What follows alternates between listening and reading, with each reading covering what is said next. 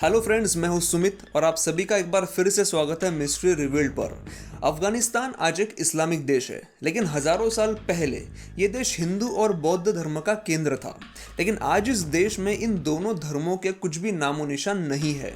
कुछ गिनी चुनी मूर्तियां और कुछ ऐतिहासिक इमारतों को छोड़कर आज के एपिसोड में हम आपको अफगानिस्तान में मौजूद कुछ ऐसे ही ऐतिहासिक धरोहरों के बारे में बताएंगे जिन्होंने आज भी यह हिंदू और बौद्ध धर्म का इतिहास जिंदा रखा है। हिंदूशाही अफगानिस्तान के अंतिम हिंदू राजवंशों में से एक थी। ऐतिहासिक रिकॉर्ड के अनुसार वर्ष 980 में अफगानिस्तान पर राजा जयपाल का शासन था, जिन पर गजनी के सुल्तानों ने लगातार हमले किए थे। कई सालों तक उन्होंने कड़ी टक्कर दी, लेकिन धीरे धीरे अफगानिस्तान भारत के नक्शे से दूर हट गया। इस राजवंश ने लगभग 150 वर्षों तक भारत को इस्लामिक हमलों से सुरक्षित रखा। इस वंश के सबसे आखिरी राजा थे धर्मपाल, जिन्होंने महमूद गजनवी पर हमला किया था। इस युद्ध में वो बहुत बहादुरी से लड़े, लेकिन अचानक गजनी का मौसम खराब हो जाने के कारण धर्मपाल की सेना के हाथी बेकाबू हो गए, जिसकी वजह से गजनी का शासक मोहम्मद गजनवी की सेना धर्मपाल की सेना पर हावी होने लगी और अंत में धर्मपाल को वापस लौटना पड़ा।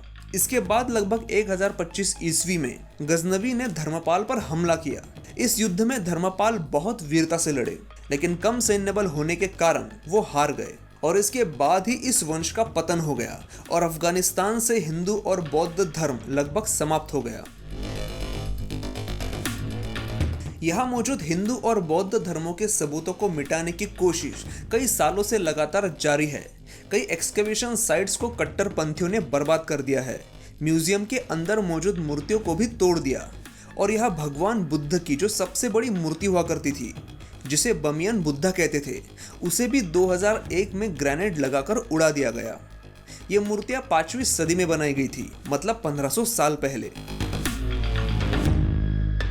पिछले सैकड़ों सालों में यह कई हिंदू मूर्तियां भी तोड़कर जमीन में दफन कर दी गई थी, लेकिन सच को सिर्फ दफन किया जा सकता है, मिटाया नहीं जा सकता।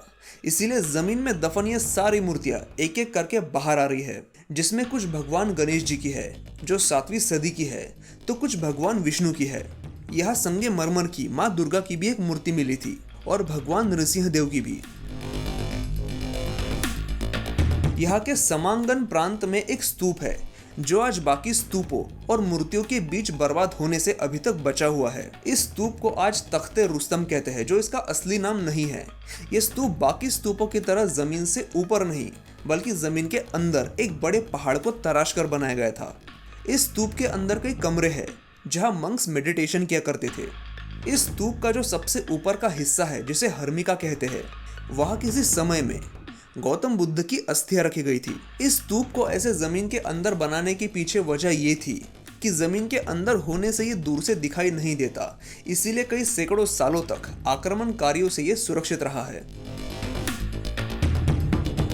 2019 में अफगानिस्तान के कपिसा प्रांत में हजारों साल पुरानी एक गुफा की खुदाई के दौरान 2 शेर की मूर्तियां मिली थी। ये खुदाई लगातार 3 महीने जारी थी। कहा जाता है कि ये एक सिंहासन का हिस्सा है। महाभारत में जिक्र है कि धृतराष्ट्र की पत्नी गांधारी आज के कंधार की रहने वाली थी, तो हो सकता है कि यह सिंहासन उसी कालखंड से ताल्लुक रखता हो। आपको क्या लगता है, यह सिंहासन किसका हो सकता है? मुझे नीचे कमेंट करके ज़रूर बताइए, मुझे आपके कमेंट का इंतज़ार रहेगा। और ऐसे ही इंटरेस्टिंग कंटेंट के लिए मुझे आप इंस्टाग्राम पर भी फॉलो ज़रूर करें। वीडियो अच्छा लगा हो तो लाइक का बटन ज़रूर दबाएं। मिलते हैं ऐसे ही इंटरेस्टिंग फैक्ट्स के साथ अगले वीडियो में।